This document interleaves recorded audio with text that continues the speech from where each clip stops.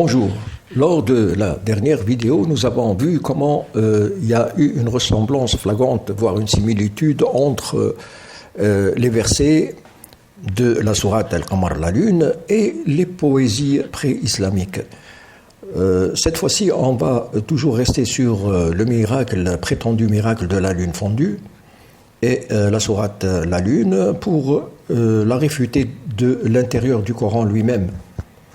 Mettons-nous dans la peau d'un croyant qui croit en Allah, qui a ouvert les yeux sur le monde et s'est trouvé musulman. Quelqu'un qui se prétend doté d'intelligence et de rationalité, normalement doit obligatoirement vérifier de lui-même la véracité de ce qu'on lui a transmis depuis l'enfance.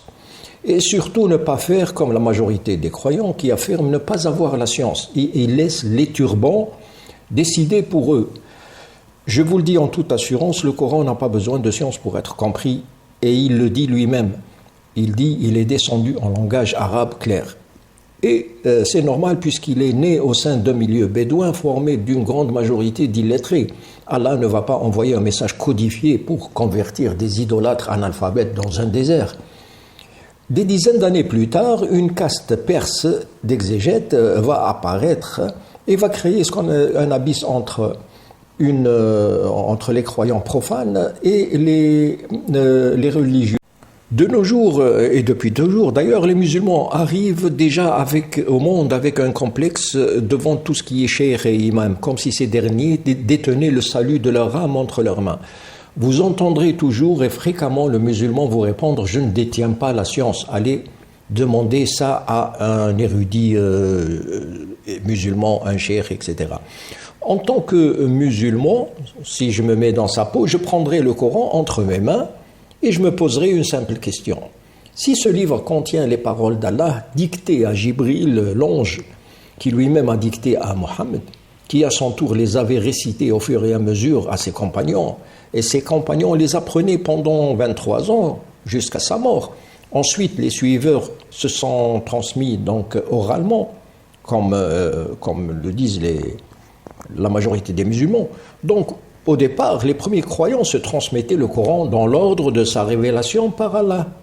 Ah, ok. Et est-ce que le Coran qui est entre mes mains respecte l'ordre de révélation d'Allah? Si Allah a révélé ses paroles dans un ordre donné, c'est qu'il y avait une sagesse derrière. Dans le Coran même, il est écrit dans la sourate 6, les bestiaux, verset 115, « Et la parole de ton Seigneur s'est accomplie en toute vérité et équité.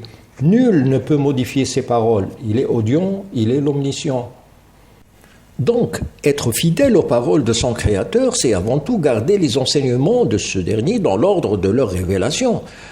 La plus grande preuve de l'infidélité des musulmans dès le départ à Allah est d'avoir changé ses paroles. Vous avez maintenant entre les mains un livre que vous avez conçu pour ne pas respecter la volonté de son auteur.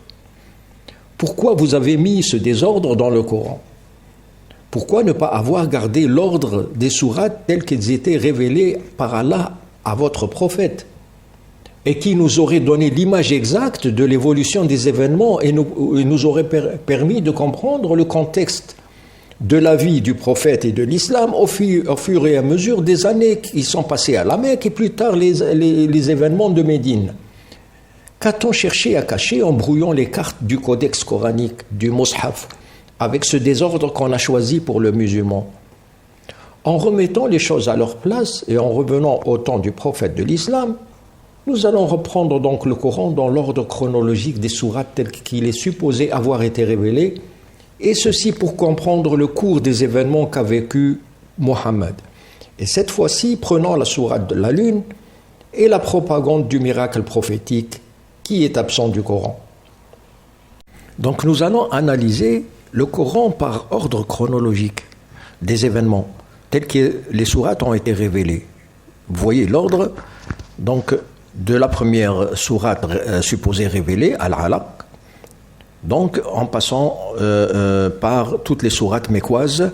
Nous allons nous limiter aux 86 sourates révélées pendant sa vie à la Mecque, et à partir, donc notre analyse va démarrer à partir de la lune, la sourate la lune révélée 37e, donc sur 86 révélées à la Mecque. Donc voilà, c'est pourquoi on se limite jusqu'à la Mecque, parce que ce sont les gens de la Mecque qui l'ont harcelé pour faire des miracles et qui n'a pas pu faire. À Médine, il n'avait plus besoin de faire de miracles et personne ne lui a demandé de faire des miracles puisqu'il convertissait les gens par force. Donc il est devenu puissant. Voilà la première, donc la sourate La Lune. Qu'est-ce qu'elle dit?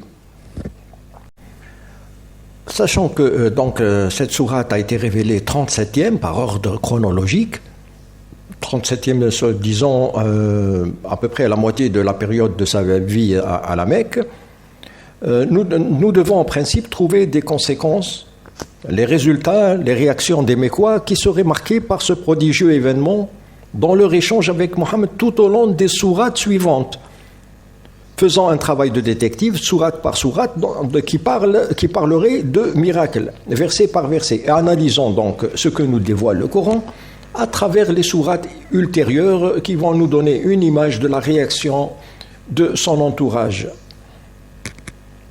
L'heure approche et la lune s'est fendue. Et s'ils voient un prodige, ils s'en détournent et disent « une magie persistante ». Juste 2 sourates plus loin, après la sourate La Lune, donc le messager à qui s'adresse le verset, qu'on vient d'écouter, reconnaît implicitement qu'il n'a pas fait de miracle et qu'il ne faisait que répéter ce qui lui a été révélé par son Seigneur. Je vous laisse le soin de juger par vous-même. Est-ce que la réponse d'un prophète qui, quelques jours ou quelques semaines auparavant, avait fendu la Lune en 2, aurait répondu à ses détracteurs de cette façon-là? Quand tu ne leur apportes pas de miracle, ils disent « Pourquoi ne l'inventes-tu pas ?» Dis « Je ne fais que suivre ce qui m'est révélé de mon Seigneur. » Ces versets coraniques sont des preuves illuminantes venant de votre Seigneur, un guide et une grâce pour des gens qui croient. Quelques sourates plus loin, on va reparler de miracles et les Mécois reviennent à la charge. Ils demandent toujours à Mohammed un miracle qui prouverait sa prophétie. Et nous arrivons donc, après la 39e sourate, il y a eu la 40e, la 41e, etc. Nous arrivons à la 45e sourate révélée à la Mecque. Et les miracles, la question sur les miracles nous revient encore une fois dans la sourate Taha. Écoutez-la. Et ils disent « Pourquoi ne nous apporte-t-il pas un miracle de son Seigneur ? La preuve, le Coran, de ce que contiennent les écritures anciennes ne leur est-elle pas venue ?» La sourate Taha qu'on vient d'écouter, après des mois qui sont passés, et ils se demandent toujours, les Mécois, pourquoi ne nous apporte-t-il pas un miracle de son Seigneur?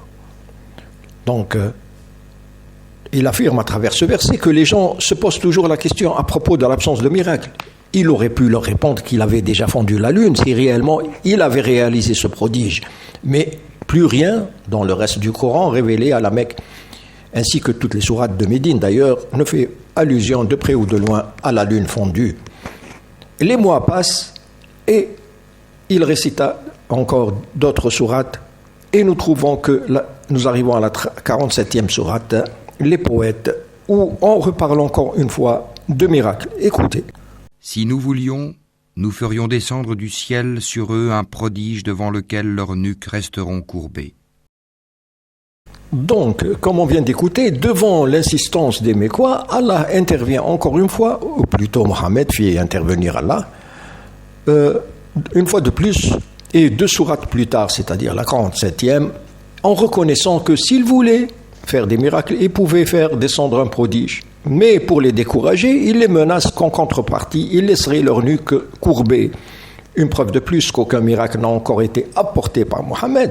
Pire encore, il utilise l'intimidation pour les dissuader de poursuivre leur demande. Les mois passent et on arrive à la 50e sourate Al-Isra, le voyage nocturne. Rien ne nous empêche d'envoyer les miracles si ce n'est que les anciens les avaient traités de mensonges. Nous avions apporté au Tamoud la chamelle, qui était un miracle visible. Mais ils lui firent du tort. En outre, nous n'envoyons de miracle qu'à titre de menace. Donc la sourate Al-Isra, il est peut-être à environ... il n'y a pas de datation des sourates en islam. On suppose qu'on est aux environs de la 7e, 8e année de révélation sur les 13 ans qu'il a passé à la Mecque. Donc, et une fois de plus, Sur demande donc de Mohammed, Allah vient à la rescousse pour justifier l'absence de miracle et surtout répondre aux Mécois. Quelle excuse cette fois Allah leur avance-t-il? Il condamne les Mécois à payer pour les fautes d'un ancien peuple qui n'a pas cru, malgré le miracle qui lui a été envoyé par Allah. Il le donne comme exemple, comme si Allah leur disait « j'ai déjà donné ».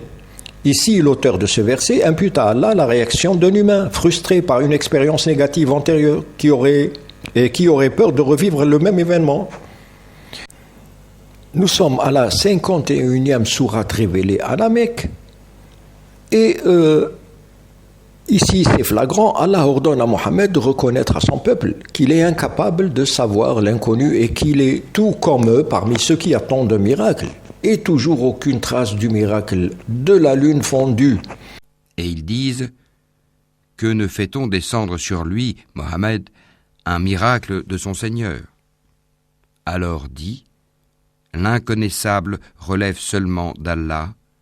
Attendez donc, je serai avec vous, parmi ceux qui attendent. Dans ce verset, Allah affirme qu'il comprend le désespoir de Mohammed devant son empressement d'impressionner les gens de sa tribu par un miracle. Fais-le si tu en es capable, lui dit-il, mais tu ne pourras pas le faire que quand Allah décidera de les mettre tous sur le droit chemin. Preuve de plus que Mohammed n'a jamais été assisté par Allah auparavant en matière de prodiges. Et plus on avance dans les sourates, plus le Coran nous confirme l'absence totale de miracles. Et d'après le verset précédent, même Allah, il n'avait même pas l'intention d'en produire un. Les mois passent et nous arrivons à la 73e sourate, les prophètes. Mais ils dirent, voilà plutôt un amas de rêves, ou bien il l'a inventé, ou c'est plutôt un poète.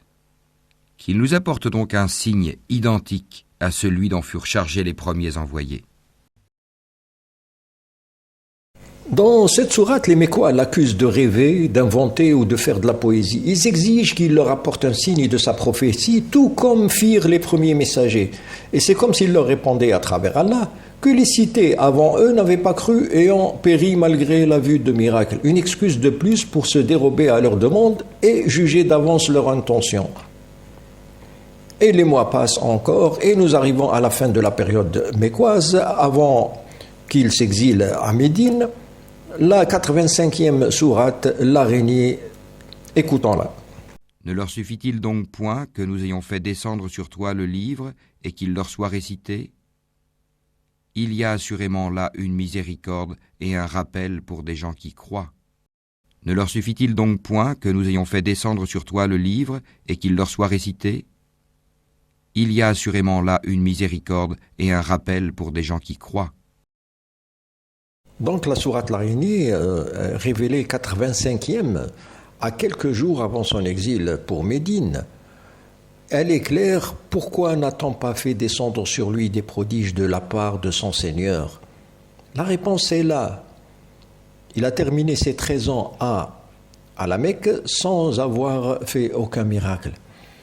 Donc après la prétendue lune fondue, qui a été citée brièvement en 2 mots au début de la 37e sourate, et que le Coran n'a jamais qualifié de miracle, nous avons eu droit à des interrogations et des appels incessants adressés à Mohammed par les Mécois pour apporter des prodiges à l'instar des messagers antérieurs. Ces requêtes se répétaient avec insistance et nous trouvons les réponses explicites d'Allah et de Mohammed dans la 39e sourate, la 45e, la 47e, la 50e, la 51e, la 52e, la 55e, la 73e et enfin la 85e, avant qu'il ne quitte définitivement la Mecque et qu'il n'aura plus besoin de prouver sa prophétie, mais de l'imposer par la force à la tête d'une armée. Donc, dans chacune des réponses, il n'y avait aucune promesse de miracle, mais à chaque fois, une excuse qui permettait à Mohammed de souffler le temps de réciter d'autres sourates. Allah n'affirme à aucun moment dans le Coran avoir réalisé un miracle visuel.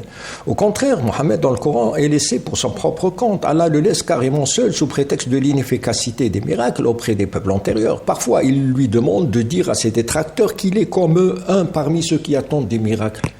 Et il attendra encore et encore jusqu'à ce qu'Allah lui révélera à demi-mot qu'il n'a pas l'intention de le secourir. Parfois, il leur répond qu'Allah ne fait de miracles qu'à titre de menace et il leur demande même de se suffire au verset qu'il leur récite.